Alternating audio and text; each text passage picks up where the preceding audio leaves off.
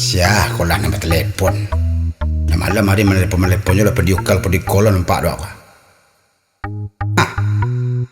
Orang jantan. Kau pasti bahasa liku. Dan piturui ke sini. Hei, siapa telepon? Aku dah. Itu siapa tu? Ini ada dong. Kawannya. Kawan baru aku telepon ke dia pada itu. Kawan dah. Di mana tinggal? Tak tahu ada. Tak tahu baru siapa? Dah lupa. Coba tanya dong. Siapa nama? Tidak tahu. Berapa nama telepon? Itu ada dah. Dia ada di kolor junior. Malu dah mau dia tu. Ya dah. Oi adik sayang janganlah main HP juo. Indah pagi, indah malam mode itu saja. Indah tahu laki Allah pulang karajo. Sadang ba video kaljo orang ganteng pulo. Oi udah sayang jangan enggak curiga saja.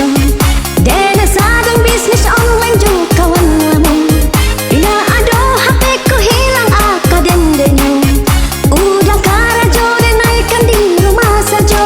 Iya di rumah. Kalau di rumah kalau laki itu pergi karajo, awak tua di rumah saja.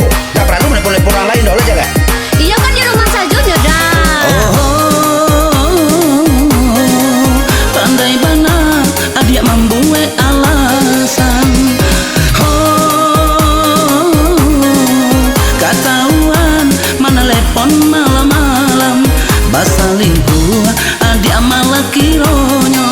Denai bukanlah laki nan bodoh. Ku itu nanti tuduhkan taba acul. Dena indah basalingku jo orang lain. Udah orangnya saban cemburu betul. Dena bakawan sangko nyoba mancing tu. Dah ada ya cemburu dah. Cuman sekadar mengingatkan. Lihat jalan tu. Mengingatkan. Tapi ujung-ujungnya cemburu je baru. Ya siapa ke cemburu tu? Iya mengapa? Iyalah. Telepon dah. Muak dan. Kan girang je baru. Oi adik sayang janganlah main HP juo. Indah pagi, indah malam mode itu saja. Indah tahu laki Allah pulang karajo. Sadang ba video kaljo orang ganteng pulo. Oi udah sayang jangan enggak curiga saja. Dena sadang bisnis online jo kawan lama.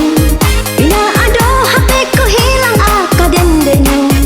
Udah karajo dan naikkan di rumah saja. Coba ale dah. Bani udah leko. Lah di rumah dan udah berang juo. Pai dan beko udah berang juo. Coba ale dah. Pandai benar adik membuat alasan. Ketahuan mana telepon